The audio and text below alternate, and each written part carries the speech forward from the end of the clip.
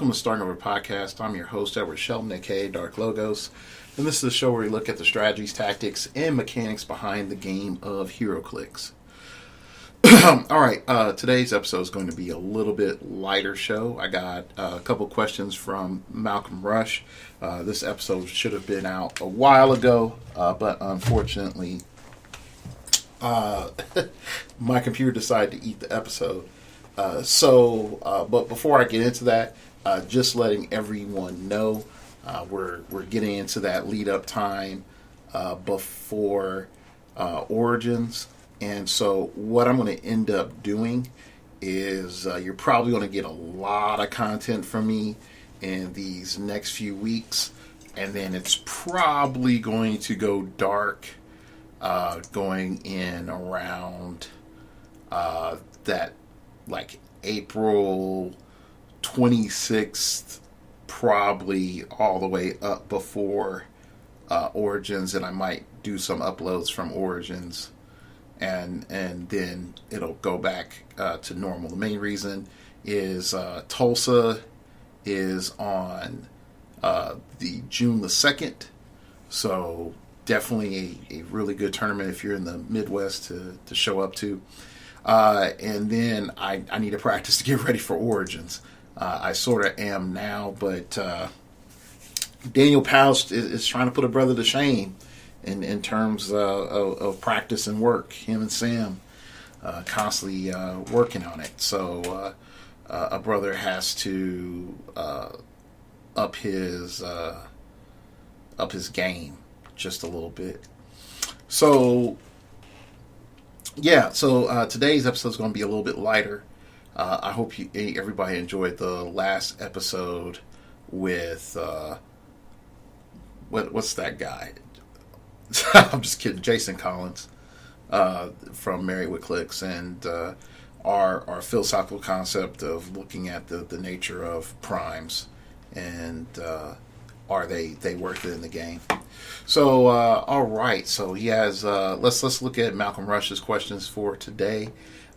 He has some very different and interesting questions. So if you're looking for you're looking for something super meta, it's probably not going to happen today, but I think there's still going to be some good learning lessons. So, all right, his first question, crazy heroclix questions. Name a game where something should not have worked, but it did, and or your opponent was shocked, that it did work. Not a mistake that you did or your opponent did on something that pretty much I did on purpose. And then why did I do that? I think one of the first things that I was shocked that it worked was I think it's probably like almost 3 or 4 years ago. I played a bunch of Colossal Sentinels. And I think I played some GSX Sentinels, the Toys R Us ones, and Phoenix Buster Iron Man, Split Lip, and like something else for like this huge game we were playing. And pretty much where it surprised me of how effective it was the fact that at that time, even I was preaching Colossals suck, don't play Colossals, everyone can just shoot Colossals, they don't have what it takes to be good. And so in my mind, I was playing casual. But when all was said and done, I swept the tournament and it did real good. But what grabbed me was the fact, not the +2 attack or the moving, or the moving attack or anything like that, was the fact that I was able to use other Colossals to obstruct lines of fire. and how efficiently I was able to do that. It wasn't necessarily frightening, but I was surprised how well it worked. And I would say, like, since that point, I've been of the mindset that colossals have a role. It just comes down to how are you using them. And so I stopped teaching that colossals or big figures didn't have a place. And I actually did a show like years ago called, I think I called it like Think Big. And I think it came in part from that lesson I learned from that game. I'd been a Master Mold fan for a while, but they kept doing things to Master Mold to nerf him so that he couldn't be that figure that you really liked. But currently, I can definitely say, looking back at all the things WizKids has done in the last 2 years, they've made Colossal play a lot easier. But I guess that's one insight that I've had to style of play, or just having something to work, where I was just like, wow, I wasn't expecting this. I also there's another thing that I just didn't expect to work. If you know Devin from Happy Little heroclix, he listens to the show, and he came down one time, like right when Age of Ultron came out, and he played an army of all the Ultrons. And in the back of my mind, I was like, this isn't going to work. He's going to give up too many points, and I'm just going to, win. And he completely overpowered me with Ultrons, and that was the first time that I was actually convinced that like an Ultron army could work. And then, fast forward, I see PJ at Origins, and I see him making it work on a high level team, and I'm like, there's something there. All right, second question. Sort of like, list a time where you made a mistake in a game that actually helped you win a game.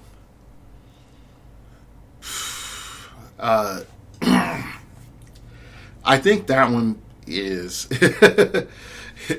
is probably a little bit sort of harder, because most of the time when mistakes are made, it usually ends up costing me games. Unfortunately, I guess the arenas in which I remember the games are mainly like high level games, or at big tournaments. Like I'll even say, like right now, it's like my brain is mainly flashing back to Tulsa and a few tournaments here and there in the Midwest that are like Super Qs or states or whatever else. So the better thing for me to say is the only time that I've had a mistake work out for me, I would have to go like really, really far back, and I would have to go to my first major outing to play heroclix. And at this stage, I think you could just technically classify this as like a legal build. So, or well, maybe not a legal build, but well, no, it was a legal build until afterward. Yeah, but it was like the Fantastic Forces pre-release, and so I had driven to Topeka. And this was like my grand adventure, because I left our store and I brought, nothing but a paradise and a dream to win the tournament.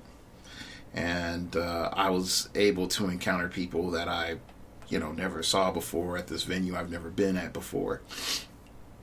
And so while I was there, I got my sealed pack, and whatever else. And I think I pulled like Ultimate's Doom,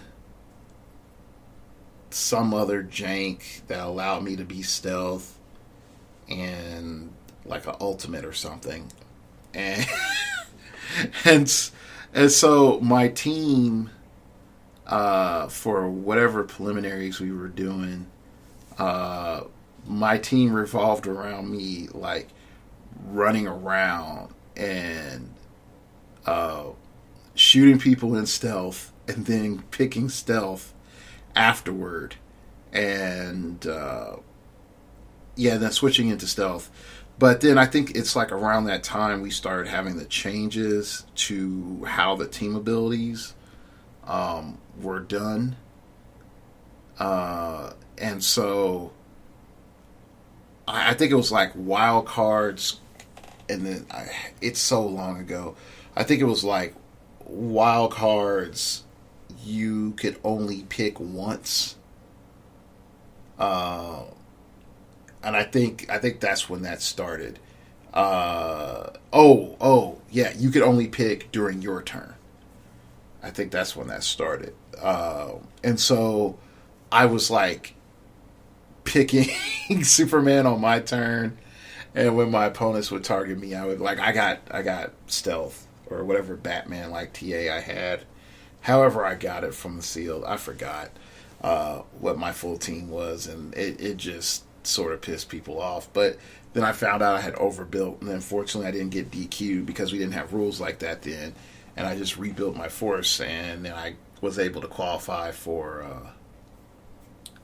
the finals. So that was nice. But yeah, that's a time when I sort of technically cheated, but it worked out. Name the silliest game of heroclix you played and why it was so silly. The silliest game of heroclix that I've played, there's two that come into mind. There's silly, like, oh my gosh, that's absurd, and silly, like, haha fun. So let me start off with silly, haha fun. In my pursuit to get my venue in Tulsa better when I was in grad school, we would play casual games after the main game, which I really encourage you to do because it allows you to grow your community and get more games in, helps you be a better player. So we were playing with event dials, and it was fun. I forgot which one it was. I think it was Dial H for Hero event dial, and like somewhere in there I had like a character. I forgot. It wasn't Living Lightning. It was some electric chick. She was on my team. And I was just giving her, like, she was just getting powers that was allowing me to just stay alive in the game. And I was just loving it. And it was probably one of the few games that I can, like, look back and be like, yeah, that game was silly. I had fun. The people around me were having fun because it was primarily, a social event at that time for, me and my friends to hang out versus it being like, yeah, we're being competitive. And both things have their place and time. So there's that. Then, like, silly, like, absurd. I keep remembering one of the most traumatic games that I've gone through of all time. I think it was like a 1,000-point game, and I was playing against Mega Lotus Man, and he ran 1,000 points or something variation of the 001 Superman from the Superman set. And so you had talked before, and I thought, like, oh, well, he's going to play that. well, I thought he was going to play some like variation of here's some Supermans and then maybe an Eradicator, and like no, he played like all Supermans. So it was one of the most stressful games that I've played, and the only reason that I won was number one, he knew like I had the piece of my ship Superman, the 100-point unique Superman, the shield Superman with the hawk, I think, with the eagle on his arm. I had Eradicator, Superboy. I think I had like 2 Eradicators of Superboy and some other jank. And the only reason that he lost was that he missed like his opening salvo. I think he only like landed one or two attacks, and then he wouldn't kill any of my characters named Superman directly. So I tried to punish him for that. Well, because he didn't want to activate him. So like when you have that leap, that one Superman, the unique Superman, he could just like leap, climb, and be wherever. It's a lot more frustrating than you think. Mainly because, again, if you're not trying to kill him, then yeah, you have to hold back, and then he just sits there and has no reason to hold himself back. He could just throw him at him. So, but yeah, that probably is those are 2 most silliest games that I can think of that I've taken part in. What's your favorite silly heroclix characters?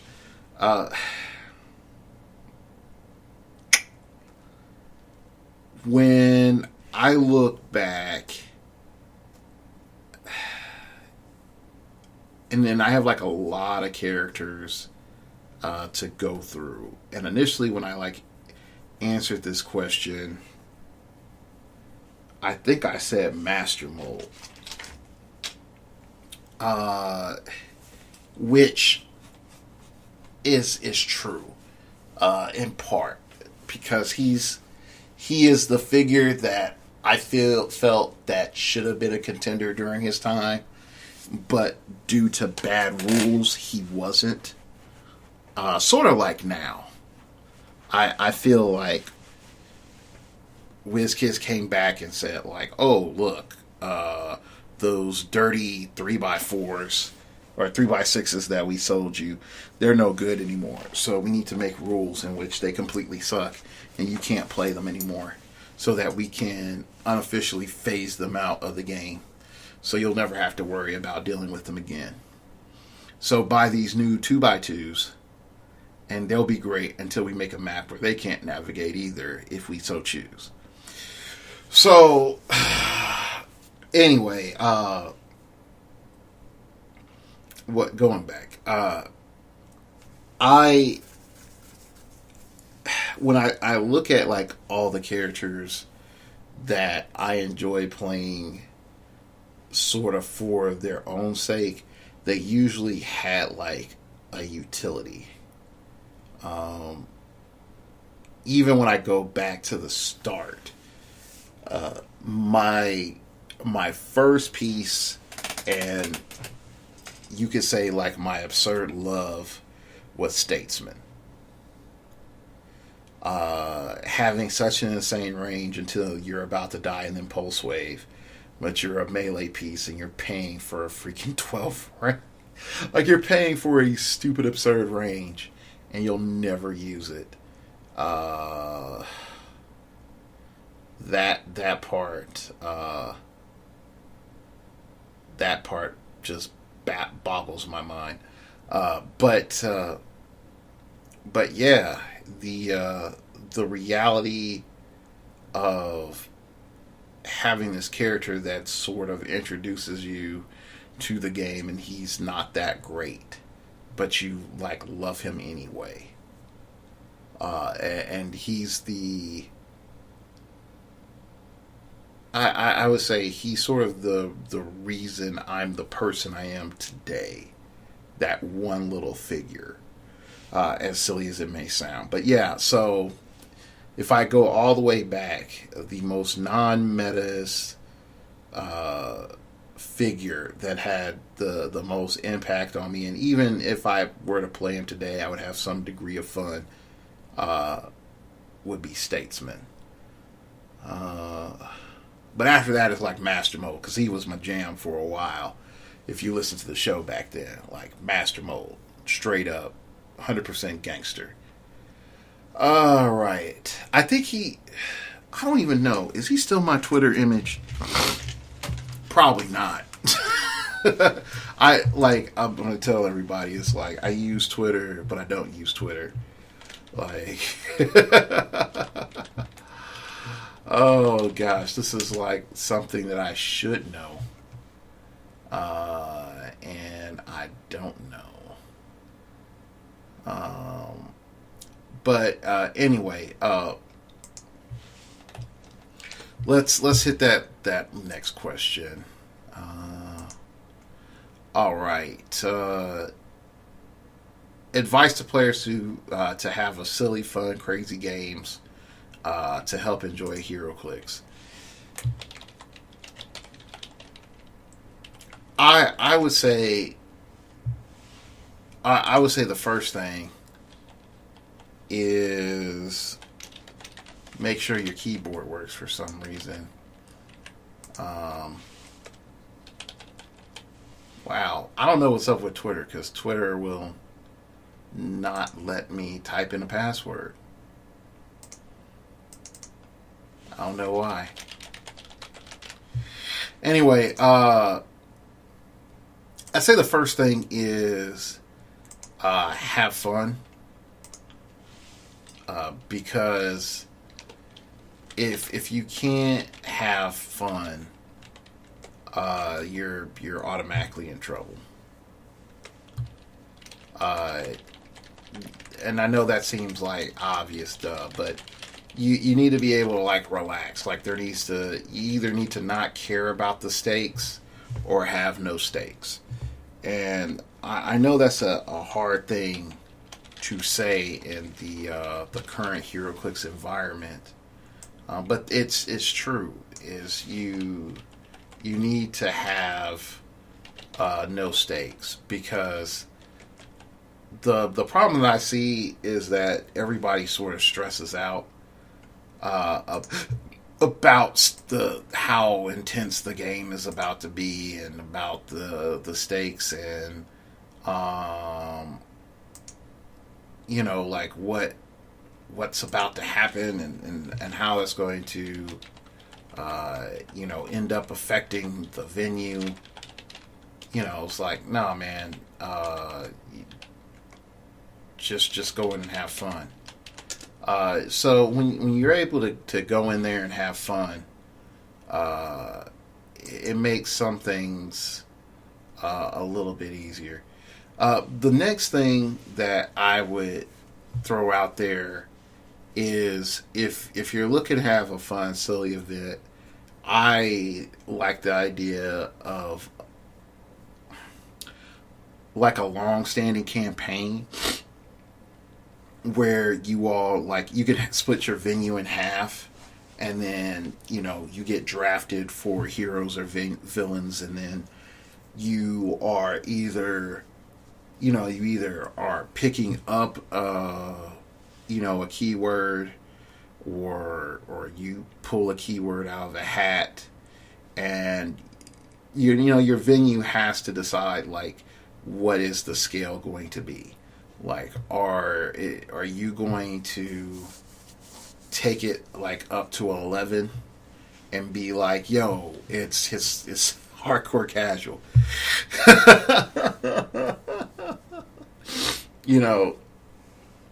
Is it hardcore casual? If so, then what are you playing? What are your keywords? Like, like you're going to have Justice League, you're going to have Avengers. So, like, who are your villains that you're going to do? Like, or are you going to have like crossover of Infinite Earths type thing? And so you need to decide like what it is that you're going to do. So you have your campaign and you can have your faction score points, or you can have individuals score points. I think another thing to do is like have non-combat based objectives. Having non-combat based objectives is great, and the main reason I feel like that is great is because you are then put into a position where you can try other things.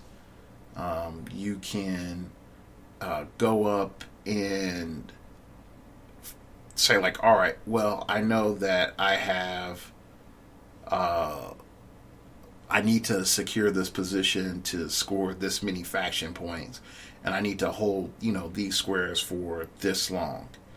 If that's the case, then you can start building teams where even though you lose, you can build faction points, and I think that creates a level of fun that will allow players that allows players to come in and realize like, okay, even if I lose, I can still win. I also think there's a point as the judge that you can create like chaos.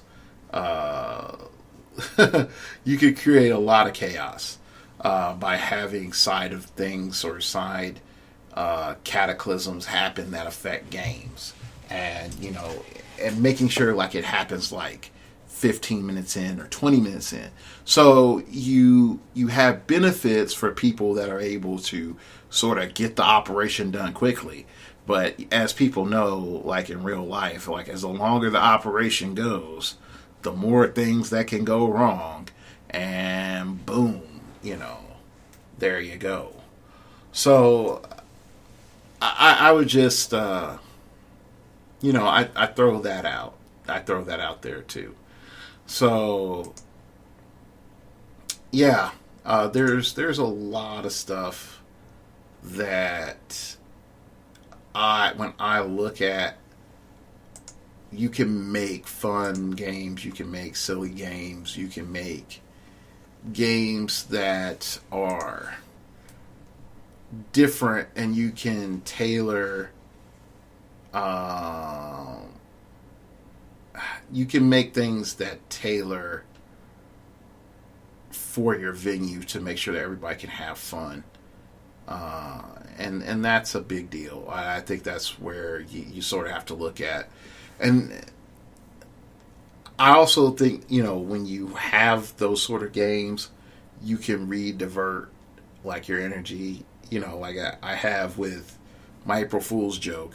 You can go and look at some of the April Fool's joke episodes.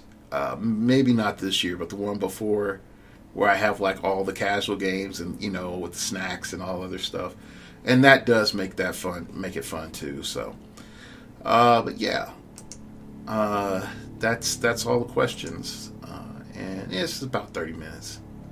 So yeah, I definitely want to thank Malcolm Rush as the helicopter flies over for giving me a list of questions. And I'm probably less salty than my previous recording due to various circumstances. But I would really encourage everybody, take time to have fun with the game. Take time to learn, but then take time to just bring stuff out that you're just like you're doing it for its own sake. And understand that when you're doing it for its own sake, that the outcome is you having fun. And then some of us, I've learned this. There are people that are able to have fun and not need to win. And then, like a person like myself, I'm not having fun if I'm not winning. And so, because I'm not having fun. If I'm not winning, a lot of the things that I've had to refocus myself in the game is maintaining, like if I'm at locals and I don't care about the prize, maintaining a level of competitiveness without being a pushover and making things function efficiently. If I care, then I go all out. If I'm, and when I'm at bigger events, it's taking in the experience, writing down the lessons that I'm learning, and being mindful of what my opponent is doing and is not doing. And so there's a lot of that that kicks in as this is my enjoyment. Being able to say, like, I went into a 20-man, 30-man, 40-man field, or 120 or 200 person field, and not only was I on the top side of the mountain, I made top 32, top 16, whatever. That's an accomplishment. Like, even with US Nats coming up, with how many ever people are there, to say, like, look, man, I'm on the top side of the mountain for the best in my country, that matters. And if you're, an international listener, and you're like, look, man, I'm on the top side of the mountain on, being one of the best in my country, that's an accomplishment.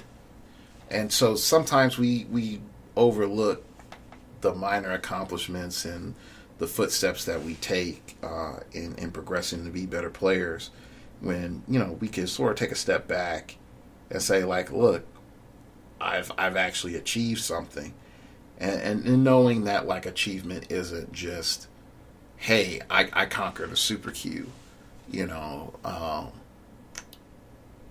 and speaking of that, I have, like, a coachable moment here. So, like, one of my players, Mr. Tommy Lytle, I just call him Mr. Lytle. There's Austin and there's Tommy, and I just call Austin. and we got so many Toms, and we got a Tom already in the group, and so I just, like, it's Mr. Lytle. Mr. Lytle's been in the group for, I think it's like 6 or 7 months now. 6 months. 6 months. And he's made some progress, and he made top 8. And, we went over and he lost to Sam Powell, and Sam Powell won the event. And we were going over, and, he had some minor disappointments, but he was pretty, positive about where he landed at. And I had to explain. I said to him, I was like, look, you're in a good place because you're making progress and you did well. And I look at those moments of, look, you're making progress, versus, where you were, before you were on the team, or a year ago from, where you're at. Like, you've made progress in understanding and placement, and things that you need to look at. And for guys like him, some of the advancement can happen a lot more quickly because it's easier. Let me rephrase it. Easy is a bad way of putting it.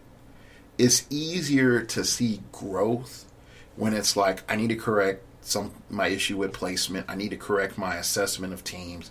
I need to, maybe tighten up my builds. I need to do these obvious things. It becomes hard to pat yourself on the back when you can say, it's like, I did not make a 2-square mistake. That is a hard thing to understand, that it can be that is a major progress when it's such a small thing. Or I was able to accurately calculate the next 3 moves. I was able to take out a Unimind build and not lose half my team against a good player. Like, when you start hitting a certain point, progress, you have to celebrate progress where it's at. And sometimes small things don't seem like progress because we're used to great strides that we had in the beginning.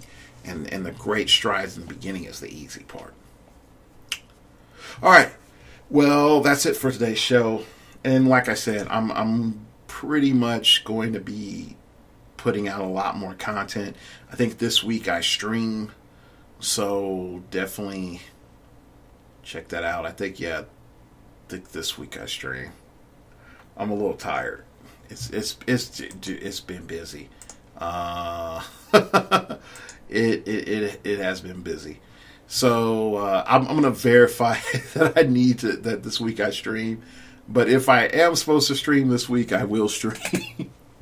And you can check me out on twitch.tv/StartingWorldPodcast.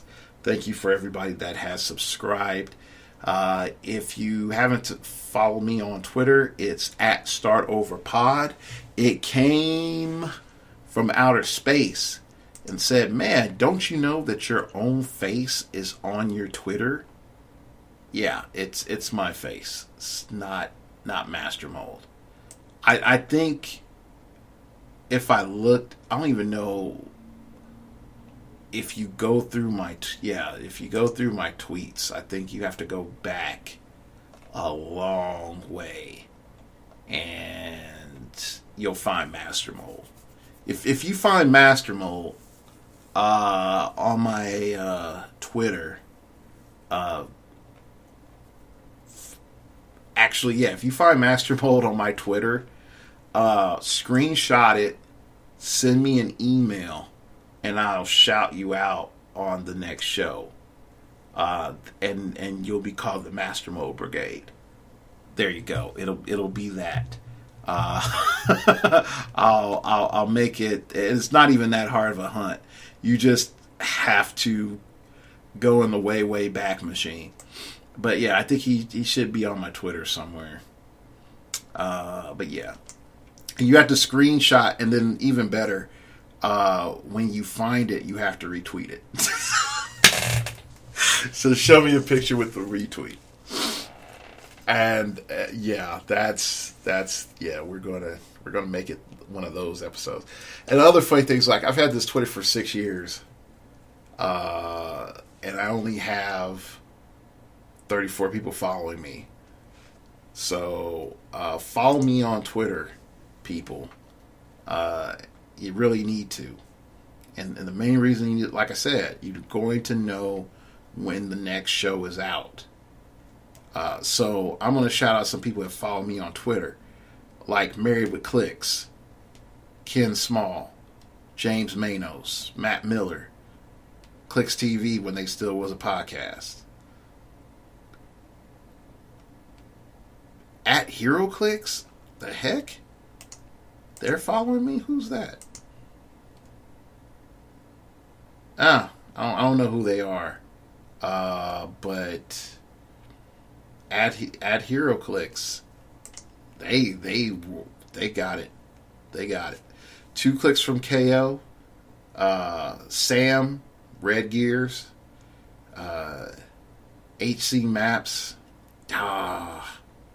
HC Maps is following me, which, well, dang. I think, I forgot who runs HC Maps. Officially, Brother Voodoo is following me. So, you're in good company there. Will Holland, of course. And Kyle Bossman. Wow. I actually feel sort of honored for that one.